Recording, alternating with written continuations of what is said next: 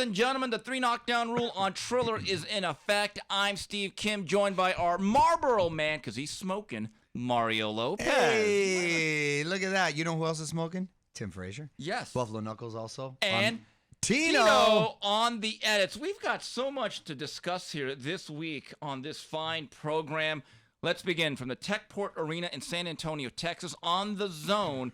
And still, the WBC Junior Bantamweight Champion of the World, Jesse Bam Rodriguez, with an 8-round stoppage over Secret Set Sor Rungvisai. And in the co-main, the WBA/IBF Junior Featherweight Champion of the World remains MJ Akhmadaliev, scoring a 12th round stoppage over Ronnie Rios. Mr. Lopez, at 22 years old, I'm just going to say it, Bam Rodriguez, he's the truth. Oh, slow 80s clap. Slow 80s clap. Oh. He needs a slow 80s clap. Let me tell you something. That was a star-making performance against a very formidable, tough opponent. Now, if you want to nitpick, did he maybe look a little sluggish and perhaps long in the tooth, or did Bam just make him look that way? Regardless, we're talking about a guy that took out Chocolatito, beat him twice. Is considered one of the four kings of the Superflies, a very dangerous individual. And on paper, it would seem that Bam perhaps could be in over his head this early in his career because he's really young, 22 years old. My guy looked really impressive, was not overwhelmed by the moment, dissected the situation, executed his game plan, finished with an exclamation point.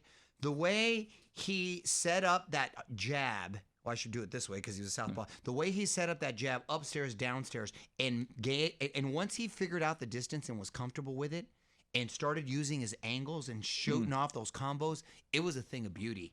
And he just started picking up the pace once he felt comfortable, and I think he felt the power slightly diminish, or he beat it out of him, and he really let his hands go. A beautiful performance. Painted himself a little masterpiece. I say little because he's a little guy. And the way he was able to take him out of there, I did not see that coming. I thought he might box his way to a nice, decisive victory. But to knock him out, whoa. Really, really impressive. And to think this is only a second fight. Coming off of Quadras, which I believe he only had a week's notice. Yes. And to fight him and then Sor Rungvisai back-to-back, he's going on a stretch that not too many other people have gone. Maybe you can count them on one hand. An Usyk maybe or something. But to think that this is only a second fight, he's obviously carried the power well. He can go back down to 108 easily. How high is the ceiling? But to stay at this moment, San Antonio, just like Eddie Heard said, they've got themselves a star. And this kid is really mature. He is very fundamentally already sound. He hasn't even reached his man strength. Sky's the limit right here. I hope he just doesn't. Once you start having success, now here's the true test of character. Once you start having a little success, money starts coming in a little bit.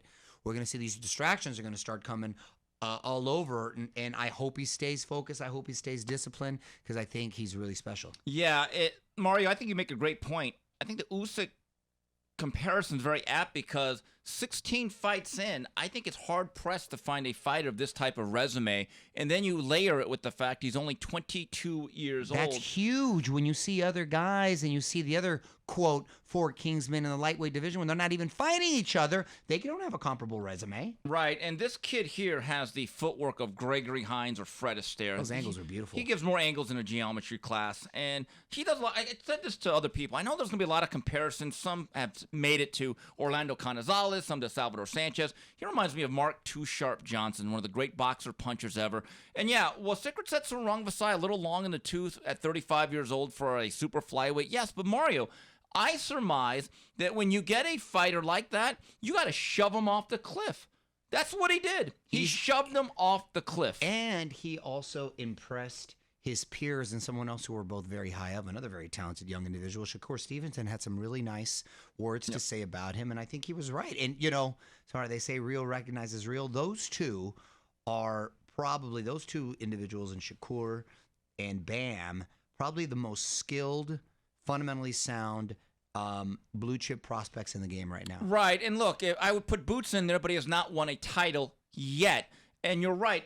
There are certain fighters that fans are very high on, and there's other boxers that boxers really love. Bam is that rare fighter that everyone likes. You talk to trainers, managers, people that have associations with other promoters and networks, universally across the board. I've been told for 4 or 5 years, Steve, that's one of the best young talents in the world. Robert Garcia told me 4 years ago, Steve, this guy's my best young natural talent. He told me last year at RGBA, Steve, by the time it's done, if Bam does what I think he will, he'll be a 4 or 5 division champion. I know he can make 112 easy. What's the ceiling, though? How high? Because my mind, can I tell you where it raced to on that night? And maybe it was too dramatic of a jump. But would him and Inoue be... Am I too crazy? Did I get crazy right there? Can I be Fred Flintstone and pump the brakes with my bare feet here? Is that too far-fetched? Stop with that. Hold on. Is it too far-fetched? Right now, yes. What weight is Inoue? Inoue is 118. Okay. He's a grown-ass man. We're talking 3 pounds, Kim. We're talking 3 pounds in a year. And I know he's not even his. Tell me you wouldn't want to see that fight. I do, but still. Do you think it's that far-fetched? I don't think it's that far-fetched. Bam is great, and he looks like he's something special. Inoue's already proven that he is. Will that even out? And I'm not saying next fight. I'm talking, will that even out in about a year or so? Well, let's have that discussion in about 2024. The fact that we're even teasing that sort of discussion speaks volumes. Okay, here's the situation with Bam. Spoke to Robert Garcia on Sunday morning on his way back to the UK with his duties with Anthony Joshua. It was announced on Monday that Matchroom Sports and Eddie Hearn have signed Bam to a multi-year extension. There's no doubt about it. They're going to make him a focal point of their business in the States. Now, Robert tells me from a trainer's perspective, he's also the manager, he doesn't want him to just have one more fight this year. He wants to have him twice more, so they're going to keep him busy. This is what they're going to do. He's going to go back down to flyweight and try to pick up a belt, and it's also a family tie here. Remember, his brother is Joshua Franco. He wants to give his brother the opportunity to face a guy like Roman Gonzalez himself. Let him eat a little bit, and then he goes back down. Also, you talk about the fight with... I know some people have talked about the fight with Roman Gonzalez. Keep this in mind. Bam's original promoter, who still has a piece of him, is Taken Promotions, which also has a piece of Chocolatito. Sure. So there's some politics involved, but I truly believe right now, if you're going to pick a 2022 half fighter of the year, it's Bam in a landslide, is it not? Absolutely. No competition. Also on this card from the Techport Arena in San Antonio, Texas, MJ Akhmadaliev with the injured hand rallies late, finishes with a flourish, stopping Ronnie Rios in 12. Mario, based on what you saw, putting aside the politics, let's wave the magic wand. Both sides come together. Who do you favor in Akhmadaliev-Stephen Fulton fight? Well, Akhmadaliev impressed me. When did he hurt his hand? Do we know? Sometime in the 4th, 5th round. Right, so it was early. And the fact that he was able, and it was a legitimate injury, the fact that he was able to still take him out in the manner in which he did, I thought was very, very impressive. Obviously showed a lot of grit, and he's a tough, tough guy. I would have liked to have seen how I could have answered that question, I think, a little better with Fulton, but, that's a hell of a fight. It's a hell of a fight. Man, that's a pick'em for me. Pick'em? I'd favor Fulton. I think he's a little shiftier, a little bit more in command. He's got those heavy hands, though. He does. He's got those heavy hands, and I think it's a game changer. Because look, if you're able to take someone out with an injured hand and still able to knock out a veteran, a tough, rugged, durable guy like Rios, that's saying something. Assuming you're healthy, that's a dangerous cat. So that's why I give it 50-50 chance. And keep this in mind, Akhmadaliev doesn't even have 10 fights. Fulton has well over, I believe, right around 20 to 25. He's a much more seasoned young veteran. I think that matters. It does in the pro game, but this guy's got a lot of fights, obviously, in the amateur ranks. Here's where I think Fulton would have an issue. If Akhmadaliev, who's shown that he's pretty crafty, just gets on the back foot and backs up and decides to counterpunch and run him into that right hook, now Fulton has an issue. Because I think he's comfortable with guys trying to come at him, initiating the action, and he can play the role of counterpuncher. I think he's a better athlete than Danny Roman is Akhmadaliev, and he's got better one-punch power. I think the opposite. I think Fulton's trading with him and being a little bit more aggressive behooves Akhmadaliev, and I think Akhmadaliev would have No, more but I'm just success. saying that. Like, look, Oh, you we're could- saying the same you thing, could another way lure around. a guy Correct. into Correct. a fight, but you don't always have to chase a guy. No, right, exactly. Let a guy come right to you. Right. And look, southpaws are tough. There's a reason why certain managers for years would say, if you're left-handed, you're dead to me. Yeah. Don't even bring him up. All right, moving on. This past Friday and Monday in L.A. and New York, it was the official formal kickoff put together by The Zone and Matchroom Sports. September 17th, Canelo, Gennady Golovkin, the third chapter will take place at the T-Mobile Arena in Las Vegas, and it was very contentious, intense. Here's some of the footage captured by our own Constantino Garcia of Little Giant Boxing.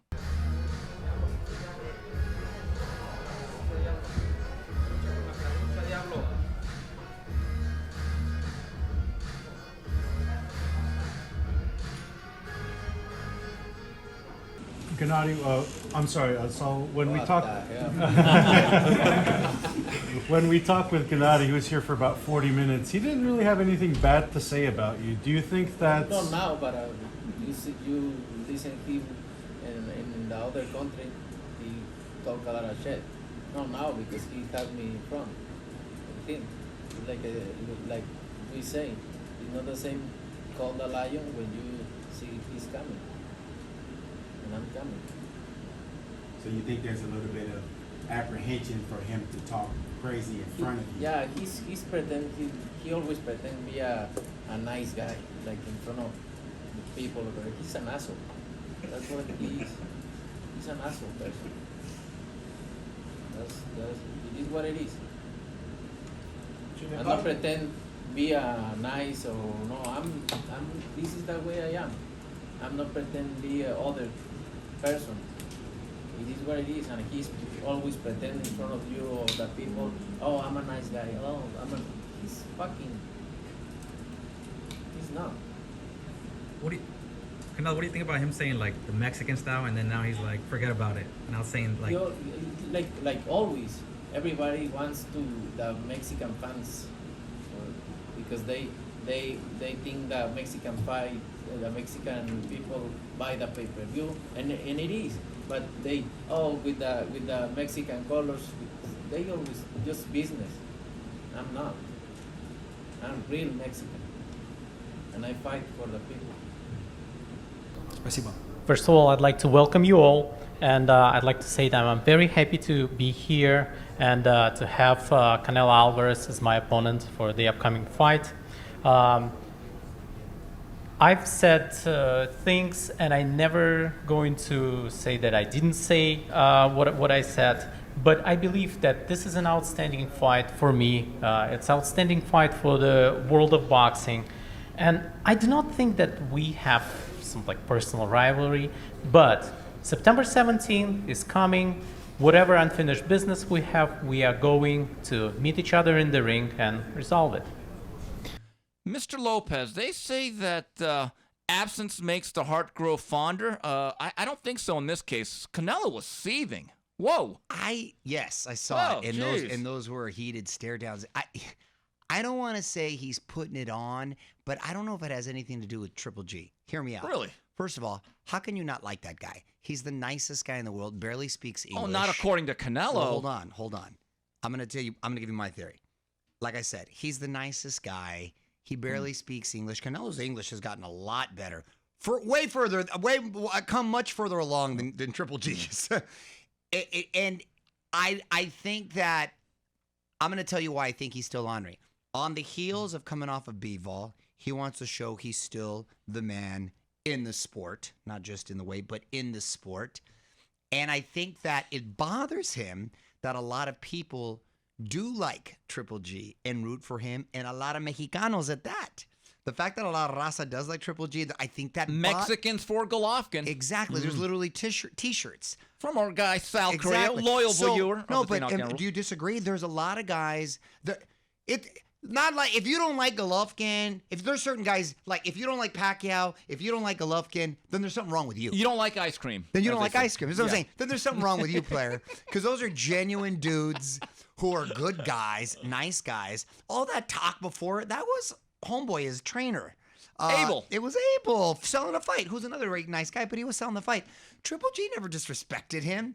I think it really bothers Canelo that a lot of his own people are fans of Golovkin because he represents a lot of what the culture likes. He's humble. He's down to earth. He fights like a Mexican. Or he did. Yeah, you're right. Exactly. At one point, right? And with a lot of fire. So I think it bothers him that a lot of his own countrymen do like him and they're a fan. Combined with, he's coming off of this loss with Bivol and he wants to show it. So all that stuff. And if he's not getting all the roses and the limelight on him, and he's got to share it a little bit, I think that's where a lot of this animosity is coming from. Because Triple G, what has he actually said or done? I don't think. I know he's claiming for him. He's saying he's being phony. I don't buy it. I think it's more about that. You disagree? As someone who was there inside the media roundtable for both fighters, I get the sense that it's authentic, and I'll tell you why. Let's go back. Yeah, but why doesn't he? Okay. I'm not saying he's not authentically doesn't like him. I'm saying he doesn't like him because of those reasons, not because he thinks he's phony or he's talking a lot of shit. I'm not. There's a difference. No. But some of that he does say he's talking a lot of chip. Right. There's no doubt about it. I mean, here's what I think. Let's go through the timeline. 2017. We were both there at the first fight. The large majority of people believe Golovkin won that fight. Then there's that. Canelo did not like that. Well, you're proving didn't. my point. All right. This is where it just turned sideways, though. Prior to the second fight, a week or two after the fight was announced by Golden Boy for May or Cinco de Mayo weekend of 2018, the VADA drug testing. And Canelo was embarrassed. And I think he expected Golovkin to be a little bit more understanding, like, hey, we're partners in this. Come on, we're still going to make money. Golovkin was very clear. This guy cheated. I saw the needle marks. He was very, very critical. You could say that's fair or not, but Canelo felt disrespected by some of this stuff. Was it him or Abel? It was both. Canelo, look, Golovkin said some stuff too. Bottom line. And they used to be very close because they sparred years before, around 2013 or 14 at Abel's gym. There's a picture of them embracing each other. That respect is gone. They are now the Hatfields and McCoys. They're the Bloods and the Crips. I'm telling you. No, I'm not saying the animosity isn't real. I just think the reasoning might be a little different. So with all that said, and also in the last couple of years, Golovkin, no matter, even though he wants to like deny it, he's also said, "Why isn't this guy fighting me? He's skirting me.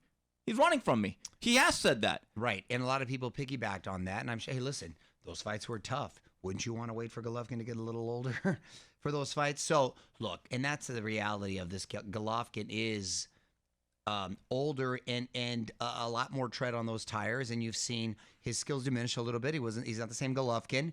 But with that said, I think the weight will actually help Golovkin more than it will Canelo because he's coming down. I think Golovkin he's been looking big in those pressers. Yeah. He's got a style that still poses problems. A very smart, educated, hard, strong jab. I think it'll be entertaining and even competitive, but I don't see Canelo losing 2 fights in a row. Ooh, interesting. All right, well, I asked Eddie Hearn a few questions about this fight, and one of the things is, does the American public actually look forward to the third chapter of Golovkin-Canelo? Eddie, I had a question for you. Was this the fight you advised Saul Alvarez to take in the wake of the Bivol fight?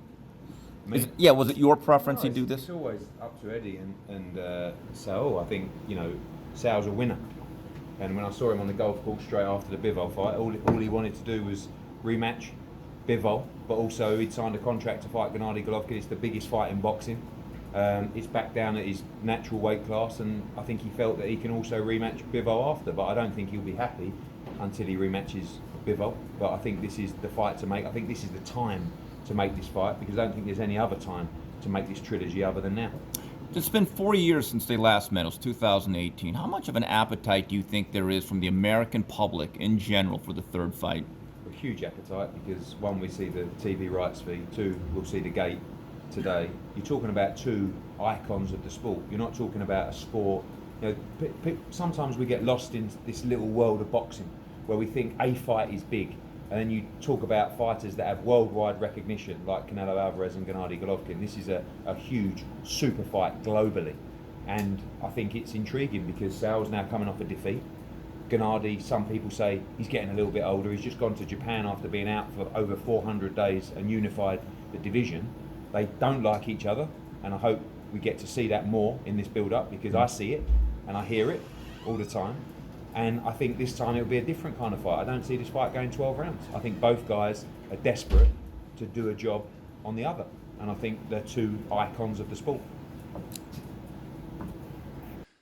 So Mario, but looking at that footage of Canelo just getting right in the face of Golovkin, I mean, look, the guy's an excellent boxer. I've never thought he was Denzel Washington, unless he's a better actor than I think. I'm just telling you, I think there's some real genuine anger, and one part that he said... No one denied there was an anger. No. I was telling you why, though. No, and he flat out says it would be sweet to knock this guy out into retirement. I'm just telling you, Golovkin may say, hey, we hugged it out, we dapped it out after the second fight. The problem is, I'm just telling you, Canelo is a proud, stubborn guy. Oh, that's one of the things I love about him, Yeah. too. And he dares to be great. Look, I'm looking forward to this fight. It's always been entertaining. It's always been great. It's sort of like when Barrera and Morales fought. You always knew you were going to get a great fight. With it said, like I just said a few seconds ago, I think it'll be competitive, and I think it'll actually be a good fight. But I don't see Canelo losing this time around, just because I think his youth will prevail, and he just continues to get that much better. Yeah, and, well, okay, that's the consensus, and he is the favorite going into this third fight. I have a question, though. If Canelo's mindset is, I want to embarrass this guy by beating him like a piñata and sending him out in a very, very disgraceful way, face first, so I'm going to go right to the center of the ring, and I'm going to battle him. It's a great fight for us. That's a great fight for Golovkin, don't you think? Yeah, but a great fight for us. Oh, of course. You would think the old Golovkin, yes. I don't know if he can pull the trigger that fast anymore. No, but if a guy's right next to you trying to bang away, I hope you're so. No. But what is Canelo's strengths? This defense with his Right, bobbing no, and but that's moving. no. If he does that, if he That's what I'm boxes and saying. counterpunches, but if he's going to lead and put Golovkin into a position where he has to stave. Look, let's go back to that second fight. In the 10th round, How did you have the second fight? I thought Golovkin edged it. Really? I do. A lot of people did. Most No, of the I'm media did. not. I'm not saying you're wrong. I don't have a problem with that, but I actually thought that second fight was more of a legitimate draw. Yeah, it's close. So it was a I don't close have a fight. position- Whereas the first one, he clearly Right. won to me. And I really believe if you're the older fighter, and if you want to come right to me and sit into the trench and throw punches, and I don't have to look for you, because I really believe the first 18, 20 rounds, no matter how we had the fight scored, Canelo's slickness actually kind of offset a lot of what Golovkin wanted to do beyond the jab. So if a guy wants to make it a quote-unquote fight, as the older Golovkin, I'm thinking, yes, thank you. I'll roll out the red carpet. Yeah, but I think Canelo is who he is. He's slick no matter what, even when he's throwing and exchanging. But I hope you're right. We shall find out September 17th. They settle it once and for all. Mario, big news here, and it was kind of broken on Mikey Garcia's Instagram account where he listed himself as a retired former world champion. And so he retires and he steps away from the game with a record of 40-2, 30 knockouts at age 34. Last bout, he looked kind of like dull, losing a 10-round decision to Sandor Martin, but he did win titles at 26, 30, 35, and 40. When you look back at his career, what do you think? I think of a guy who was incredibly talented and had the potential to be special, perhaps even one of the great fighters of his generation. And you always wonder, what if? Accomplished a lot, made good money, but left a lot Agreed. on the vine, and I'm almost frustrated. But listen, he's leaving with his faculties intact. I hear he's invested well, and he never really loved the sport to begin with. But man, he must have left a good $50 million on the table. Do you think that's accurate? Yes, because look at his resume. Robert Easter, Sergey Lipinets, Adrian Broner, Rocky Martinez, Orlando Salido, multiple weight titles. But then you ask yourself, okay, that's solid. What's his signature win? And you're right. I thought for a long time he was one of the great technicians in the sport. But it is a question of what could have been, what should have been. But unfortunately, starting with that 2.5-year battle with Top Rank, where I thought he estimated lost at least 12 to 15 million because he was going to get that Manny Pacquiao fight sometime in 2014. Then there was the ill-advised decision to go all the way up and take that leap of faith from 35 to 47th against a big, strong Errol Spence. And people say, Steve, is he a Hall of Famer? If I had a vote, I'll be honest, he would not get my check mark, and I'll tell you why. No, I don't have a problem because I was hesitant to sort of mention it. He's a Hall of Very Good. Hall of Very Good, but not a Fame. Hall of Very... Well... Or a Hall of what could have been. Well, look, you think of other guys that have been... Did he have a more successful career than Arturo Gatti? Yes, I think he did. Mikey Garcia did. Right? Didn't have as many moments, but I think he was better than Gatti. No, not moments. That's different. Yeah. Did he have a more successful career? How do you define successful, though? Titles, defenses. In that realm, yes. Well, then that's my point. What's the criteria? Well, I'll say this. He doesn't have the career of Tim Bradley. Tim Bradley should already be in the Hall of Fame. Yeah, okay. That's a no-brainer We're not to talking me. about Tim Bradley. Okay, well. We're talking about someone else who's in the Hall of Fame who, because of moments and feelings and consistency... But doesn't that matter? It does, but I'm saying but so do accomplishments. So that's why the Hall of Fame is sort of. Is it the Hall of? If it's the Hall of Fame, then yes. If you're going by famous, then yeah. Arturo Gatti was a lot more famous. Like Joe Namath. Joe Namath actually had very mediocre stats, but his impact on the game. He was famous. Right. It shouldn't be actually the Hall of Fame. It should be the Hall of You know what Great. keeps him out for It me, should be though? the Hall of Great. Right. Okay, but you know what There's really a keeps him difference. out for me, though? When he was at 135, really where he was a sharp blade, and I used to He compare could him have to... been with all. I think he could in his prime. All these lightweights. I think he could have But handled them he all. never wanted to deal with Bob Arum again. He held that God, so personal, frustrating. so he wouldn't fight Lomachenko. Golden Boy, you could talk to Eric and Oscar. They tried numerous times to make a fight when Jorge Linares was the lightweight champion. And I think based on his ability to catch, I think he beats Linares. Didn't take either fight. Man, and yeah, because he had good set of whiskers. He was he was like a little Juan Manuel Marquez Yes. as his counter One of the most sharp, accurate snipers I've ever seen. Oh no, I love me some Mikey Garcia. The most naturally talented one from him, his brother, the whole. Yes. So yeah, so hey, listen, congratulations on still a very very good career, Yes. and a tip of the hat. But man, because we're fans, we wanted to see a little bit more. If there's a Hall of Mercenaries, first ballot, unanimous. He's the only fighter that in his prime admitted to me one time, Steve, I do this for money. Yeah, you're right. If I didn't get paid this much, I do something else. The most honest answer I've ever So gotten we from don't a think fighter. we'll be seeing him as a trainer down the line. Oh, no. Look, Robert and Pita and that family, Eduardo, they love being at that gym. Yeah. Mikey would go to that gym like me and you go to the dentist's office because we had to. Yeah. Didn't like it. We wanted to get the hell out of there as soon as possible. I need to make an appointment, by the way. One last news and note here before we move on. September 23rd, it's being reported on ESPN that Shakur Stevenson, two-time champion, will take on Robson Conceição. Now, first defense as a unified champion. All right, we come back on Triller. We wrap it up with Ask Mario and Final Flurries. And we're back on the 3 Knockdown Rule on Triller. Steve Kim, Mario Lopez talking boxing. Let's go to the Ask Mario segment of this fine program. Here's one from Alex MMA Box. Which UFC fight has you pumped this weekend, Mr. Lopez? Oh, first of all, I watch them all. I watch them all. Consistent entertainment. I don't know what people do with their life outside of watching fights on a Saturday night. I'm mad because this one's in Vegas too, but I've been on the road too much, so I got to stick home. Stick around. I'm around. You want to come by? What do you got to do? You ain't got plans. You know you ain't got plans. Are we going to have Mario Chiladas? And some Mario Lopez tortas? Then I'll be there at 5:30. Okay, then I'll be there at 5:30. I mean, I guess the Adesanya fight. I always like to see Adesanya. I think he's one of the more premier fighters, so that one I'm looking forward to seeing. Okay, here's one from Lorenzo AC. Can we see another World Boxing Super Series type tournament in several weight classes like 115, 168, 135? Okay, so fast food analogy. Remember the McRib? Of course. Always comes back a couple of months.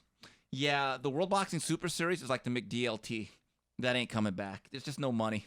There's no money, huh? No money. Plus, if an injury happens, it throws a whole big monkey wrench. Yeah, and the other part is like you could do the tournament in theory at certain weight classes, but if you don't have certain fighters involved in them, it lacks a lot. But again, the organization, the WSS, look, they haven't done a tournament or any fight since the second season. Yeah. You know, I was told for a while it's going to come back. It's going to come back. Nah. It went the way of New Coke. All right, so anyway, here's one from Bavik U.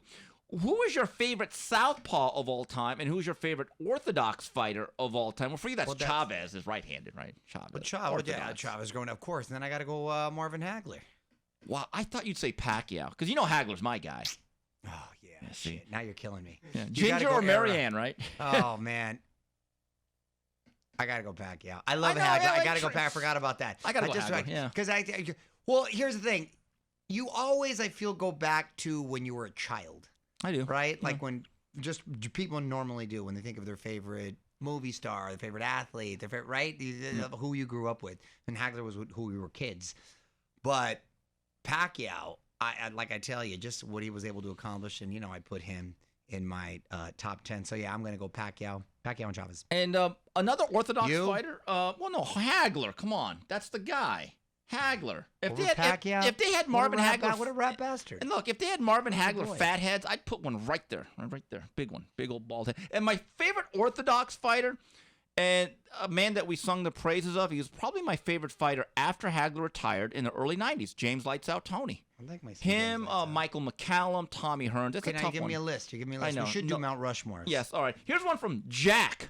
Hey, Mario, why is everyone, like you, counting Triple G out of the Canelo trilogy? He's most likely 2-0 against Canelo already, and even though he's 40 and showed some ring rust against Murata, he still looked very good. Yeah, Mario. I love me some Triple G, both as a person and a fighter, but Father Time's undefeated, and that's the only reason. The only reason. There's always a debate over Golovkin's historical standing. Now, let's just play a little game here. To me, Golovkin has one win, and like I said, I had scored it a draw, but I don't have a problem if they give him the nod. Neither do I. So even if he were to lose this one, they'd be dead even in my eyes. All right. So okay. All right. Okay. I'm gonna call you Switzerland here. You're very neutral. That's not. That's the real. That was the. What you an honest answer? We need to send you to the United Nations here. Anyway. All right. But let's say Golovkin wins this fight. Does that cement his status as a quote-unquote all-time great 160 in your view? Yes. But they're fighting 168. Yeah, but still, yes, pretty much. In 160, because I think of it like this. Could he have fought in other eras, in other middleweights? Yes. And I say yes. No doubt. No doubt. Golovkin, you got to look at their peak. Golovkin at his peak hangs with any middleweight in history, I think. I don't disagree. Do you disagree? I don't disagree. Exactly. And I think he would have been better off in an era where they fought more.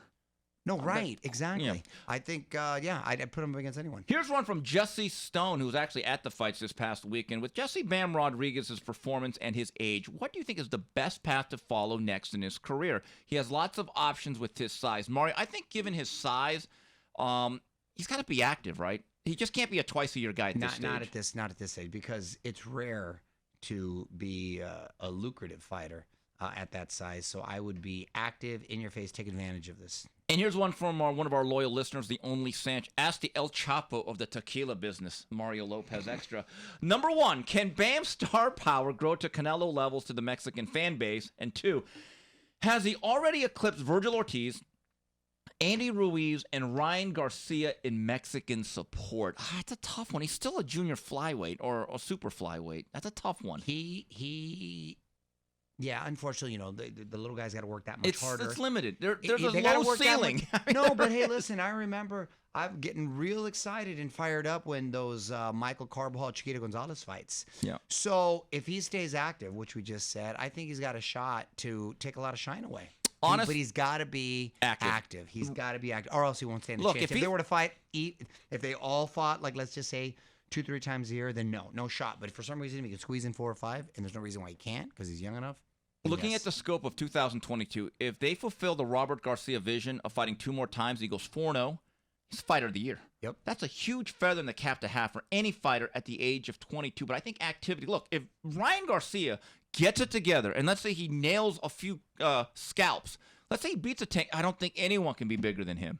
Should that happen? Again, Correct. That is a hypothetical. That's a big should. Final question from Ryan Longer. Ask Mario, what was the first sporting event you remember seeing live that you attended? That I attended in person? I'm trying to think. I know mine. Dodger game, 1980. late in the year, and it was a big thing when you Manny. get to see Fernando pitch? He actually came in relief late that year, went 4-0. Yeah, and because he won Rookie of the Year in '81. 81 and Cy Young Award. So here's the thing: in 1980, the big thing with the Dodgers, they were going neck and neck with the Astros. First time at Dodger Stadium, it really was like a surreal moment with my father and another friend. Because as a kid, everything looks bigger.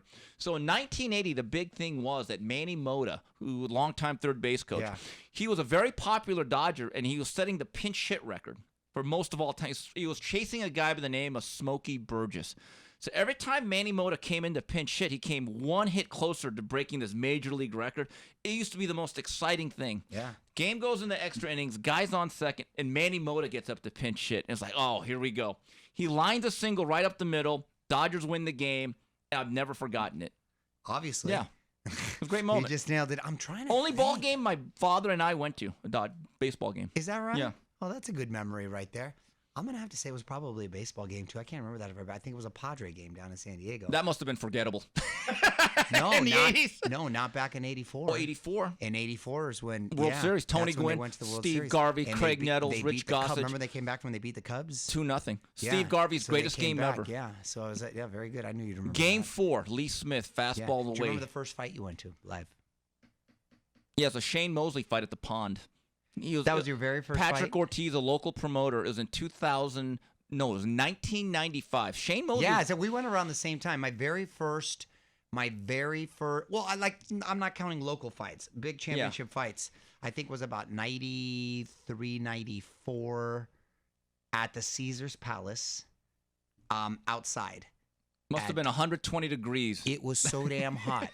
Who did I see? Weren't you at Right there. weren't Was it a heavy? Was it Oliver McCall and somebody? No. I know. No. Who was I? What was it when Danny Romero got beat by Willie Salazar? You were at that fight. I was weren't at that you? It fight. was 100-1 odds, by the way. I was at that fight. That was at the Aladdin. 100-1 odds. I was at that, and I went to see him afterwards. Do you remember? Yeah, that Narcisco Valenzuela or something like that. Knocked down Oscar De La Hoya real quickly, yeah. But it was Was Willie. that the same fight? I don't know if it was the same. I think it might have been. It was 93, 94. Yeah.